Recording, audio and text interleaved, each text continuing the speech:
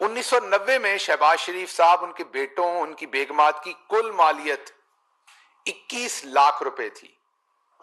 अब जो पाकिस्तान के शहरी हैं जिनकी मालियत 1990 में 21 लाख रुपए थी, वो तमाम अब गौर से सुन लें कि उनके पास भी, फिर उनके चपड़ासियों के पास क्या 4-4 अरब रुपया है आज? तो जिनकी 21 लाख टोटल मालियत उनके अपने मुताबिक थी, 1998 में उसी खानदान के मुताबिक उनके टैक्स रिटर्न जो उन्होंने फाइल किए हुए हैं, जो उन्होंने क्लेम किया हुआ है कि हमारे पास इतना पैसा है, वो 1,48,00,000 रुपया 1998 में इनकी टोटल मालियत थी। टोटल इनकी जो इनके पास सरमाया था वो था। और ये सिर्फ शहबाज शरीफ नहीं, उनके बेटे, उनकी बेगमात, पूरे घराने की बात कर रहा हूं। उसके बाद 2018 में ये एक एक बंदे के पास 7-7, 8-8 अरब की प्रॉपर्टी आ गई, जो इनकी अपनी कहे हुए पैसे हैं, हम नहीं कह रहे। और अब जो डॉक्यूमेंट सामने आ रहे हैं उसमें तो एक चपड़ासी इनका जो है, जिसकी 9,000 तनख्वाह है, मलक मकसूद चपड़ासी। अब जब भी शहबाज शरीफ का नाम याद आए, आपको शक्ल आए टेलीविजन पे, तो मुझे बिल्कुल, मैंने सारी जिंदगी यही चीजें पढ़ाई हुई हैं यूनिवर्सिटियों में, तो मुझे बिल्कुल पता है कि अब जब शहबाज शरीफ का चेहरा आएगा तो उनका नाम तो मियां मोहम्मद शहबाज शरीफ है, लेकिन देखने वाले को जो नाम याद आएगा वो मलक मकसूद चपड़ासी आएगा। और जब तक वो नहीं आएगा और जब तक इसके ऊपर हमारी अदालतें फैसले नहीं करेंगी और बार बार इनको तारीखें दी जाएंगी, कभी ये किराए की, हम पिछली दफा लाहौर में ये अपनी गाड़ी में बैठ के तशरीफ लाए, उसकी सीसीटीवी मौजूद है हर जगह, और साथ ये किराए की एम्बुलेंस लेके आए पीछे पीछे, और अंदर जाके कहा कि मैं तो एम्बुलेंस के अंदर लेट के आया हूं। आप कहते हैं इस तरह के बंदे के साथ इमरान खान हाथ में लाएं, उनसे बात करें, इमरान खान नहीं करेगा। उसका इमरान खान को जो भी नुकसान फायदा हो, लेकिन इमरान खान ये काम नहीं करेगा। अब आते हैं जो अभी इनके साहबजादे ने काम किए उन पे। ये डॉक्यूमेंट मैं पहला आपको दिखाता हूं। ये डॉक्यूमेंट क्या कह रहा है? ये डॉक्यूमेंट हुकूमत पाकिस्तान का नहीं है। इन्हें लंदन के इलाज पे, लंदन के डॉक्टरों के ऊपर बहुत भरोसा है, तो हम बरतानिया के ही इन्वेस्टिगेटिव इदारे की अब आपको एक पेपर दे रहे हैं जो एनसीए ने दिया, क्योंकि आपको उन पे एतमाद है, तो उम्मीद है कि इस पर भी आपको एतमाद होगा। ये क्या कहता है? ये कहता है कि सलमान शहबाज बता रहे हैं कि वो अपने मुल्क पाकिस्तान नहीं जा सकते क्योंकि वहां पर उनके खिलाफ क्रिमिनल केसेस हैं जो गलत तरीके से बनाए हुए, ये उनका क्लेम है। यहां जवाब नहीं देना, वहां जवाब देते हैं। इसलिए उन्हें ऐसा वीजा दिया जाए जिसमें वो वहां के लोगों को, वीजा की रिक्वायरमेंट्स क्या है जो उन्होंने वीजा अप्लाई किया है, जिसमें वो वहां के लोगों को रोजगार देंगे।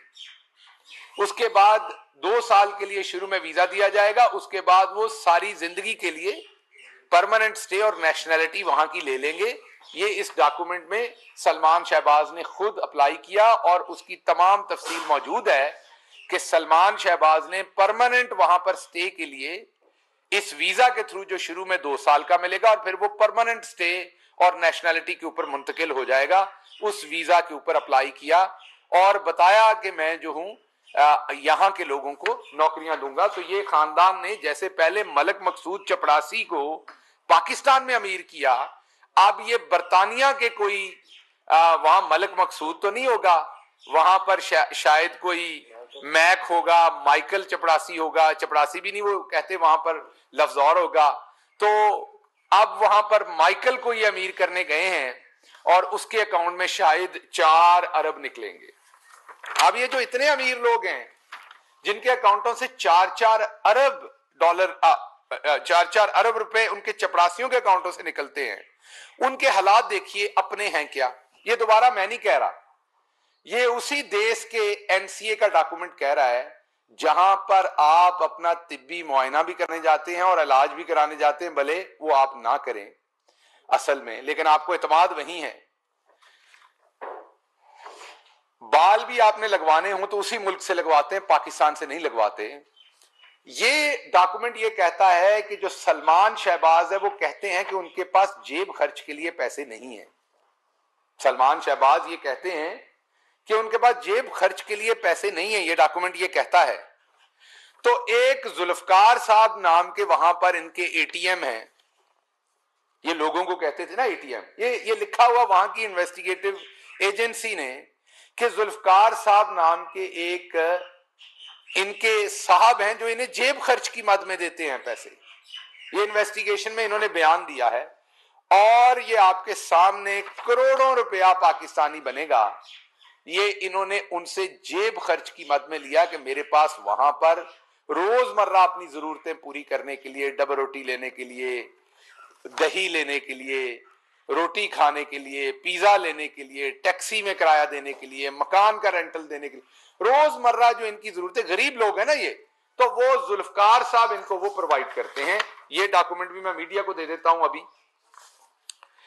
उसके बाद एक और बात बताई गई, यहां नैब में बयान दिया गया, शहबाज शरीफ साहब ने, हमारे दोस्त हैं बड़े अच्छे, अनिल मुसर्रद साहब से इन्होंने कहा कि हमने कर्जा लेके एक अपार्टमेंट खरीदा है और ये कोई 2005 में ये अपार्टमेंट खरीदा था उनसे कर्जा लेके।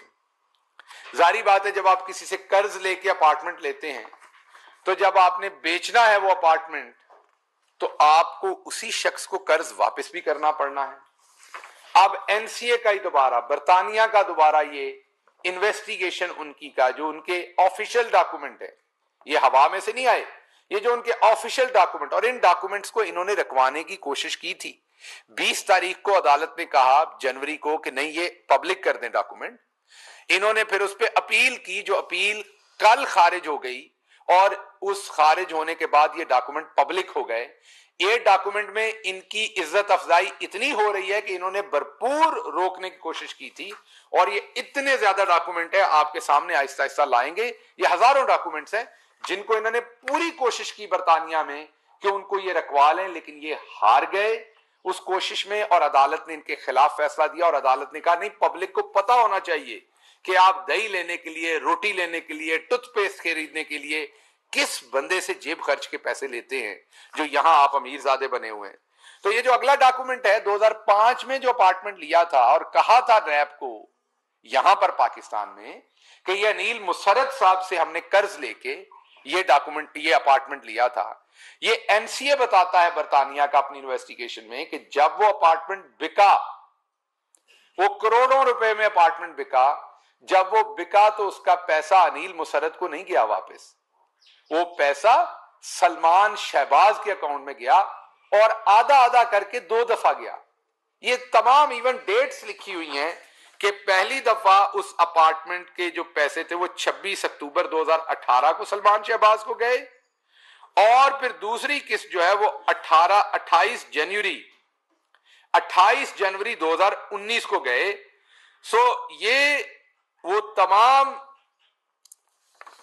ये डॉक्यूमेंट से जो रिवील कर रहे हैं कि ये इन्होंने जिनसे उधार लिया था, वो पता नहीं खुदा जाने लिया था या इनका अपना पैसा था, लेकिन डॉक्यूमेंट ये बता रहे हैं कि इनके अपने अकाउंट्स पे हैं और पाकिस्तान में ये कहते हैं मेरा हमजा शहबाज से कोई कारोबारी लेन देन नहीं और पैसा सारा वो इनको देता है और ये उनको देते हैं।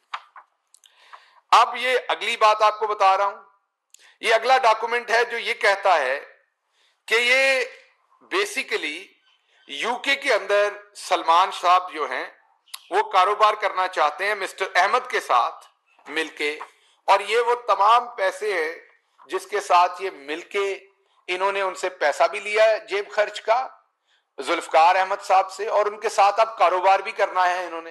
पैसा उनका होना है, एक्सपर्टीज इनकी होनी है, महारत इनकी है, पैसा उनका है। ये ऐसे ही है जैसे वोट आपका है, पेट इनका है। ऐसे ही है जैसे वोट आपका है, मकसूद चपड़ासी इनका है। ये ऐसे ही है जैसे वोट आपका है और 8-8 कैंप ऑफिसेज इनके हैं।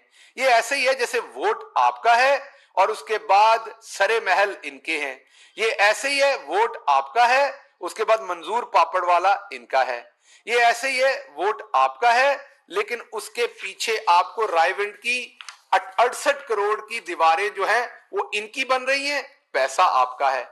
ये ऐसे ही है, वोट आपका है लेकिन लंदन के और दुबई के दौरे इनके हैं।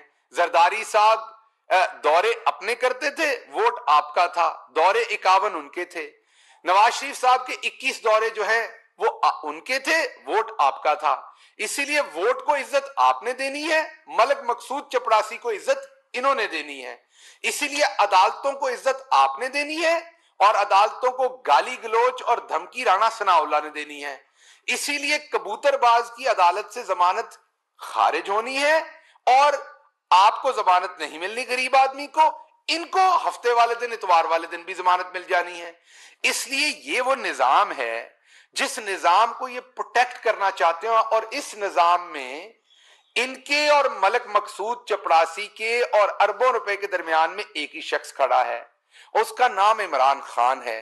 और आप हमें कहते थे कि आप इनके साथ हाथ मिलाएं, आप इनसे बैठ के बात करें, मुझे बताएं जो इनका चेहरा है, जो इनकी करतूत है, उसके बाद क्या इमरान खान इनके साथ बैठेंगे?